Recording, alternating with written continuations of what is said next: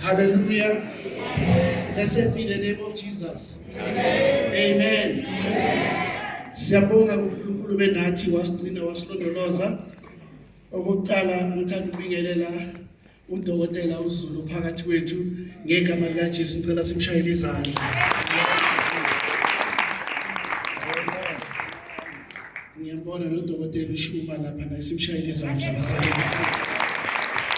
Ngiyabulisa bonke ababishop esinabo ngegama lika Jesu. Amen. Amen. Futhi ngiphinde ngibingelele i5-fold ministry, ngibingelele wonke ama stakeholders womlilo wevangeli, ngibingelele futhi nomphakathi wethu wasemalahleni egameni lika Jesu. Amen. Amen.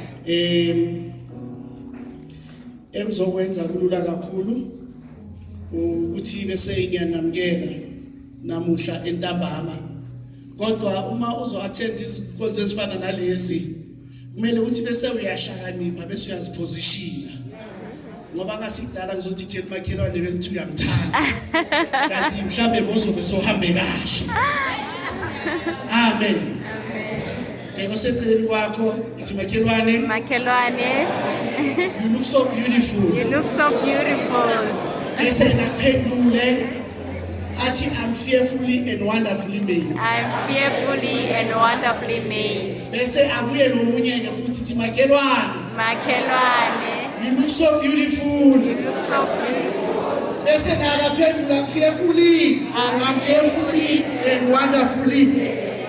Hallelujah. Amen. My task is simple. Ukuthi ngizowelcome ku service yethu yomlilo wevangeli. La mlilo wevangeli si celebrate i17 years corner of grace. Amen. Hallelujah. Ngibingelele nomfundisi uMabhena in absentia usendleleni. Ngibingelele noBishop uMsibi uDununu. Amen. Amen. Now bengifisa ukuthi ngabe umfundisi uMabhena Dokotela Zulu ukhona la. Sisafunda iverse lami ngoba mina ngafundisa ubaba Makama iEnglish. So uyalazi le verse kumele angifundele lona ngegama lika Jesu. Ngicela ungifundele umfundisi wami. Exodus 3 verse 7. I greet everyone present here in the wonderful name of our Lord and Savior, Amen. Christ Jesus. Exodus 3 verse 7. As I read, Then the Lord said, I have seen how cruelly my people are being treated in Egypt. I have heard them cry out to be rescued from their slave drivers. I know all about their sufferings. Uthi uNkulunkulu, I know all about their sufferings. 3 izinto ezikhona la. Number 1, uthi uNkulunkulu, I've seen the affliction of my people. Ngibonile ubunzima nobuhlungu babantwana bami. Uthi I've heard their cry. Number 3, uthi I am aware of their suffering.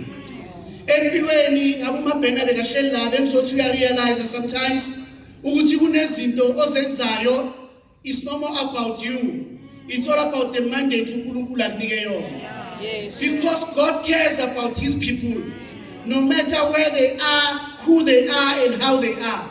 And God is having a way of reaching to his people, no matter where they are, how they are, and who they are.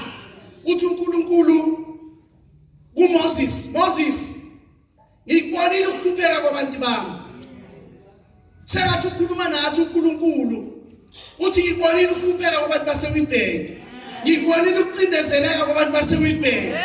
And I'm aware ngeenhlupheko zabo. Ngulethile umlilo wevangeli to set them free.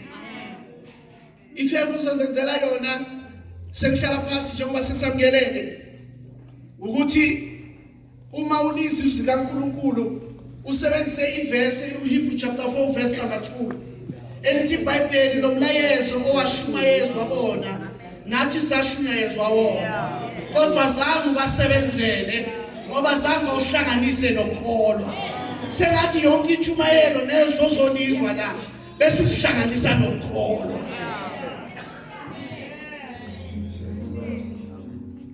Sengathi konke ozokuzwa uthi basozwile izimfundiso bese usihlanganisa nokukholwa.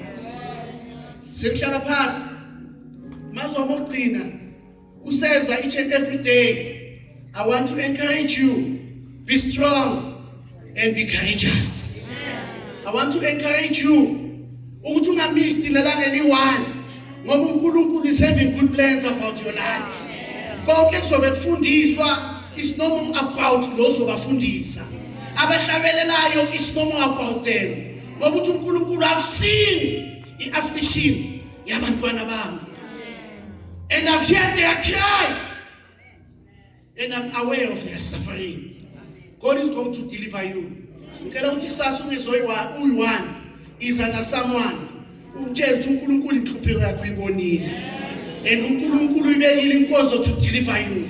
uNkulunkulu uyibekile inkonzo to set you free. Hallelujah. Ngalawo mazwi ngithi you are welcome kumlilo wevangeli ku-2024 ngithi umlilo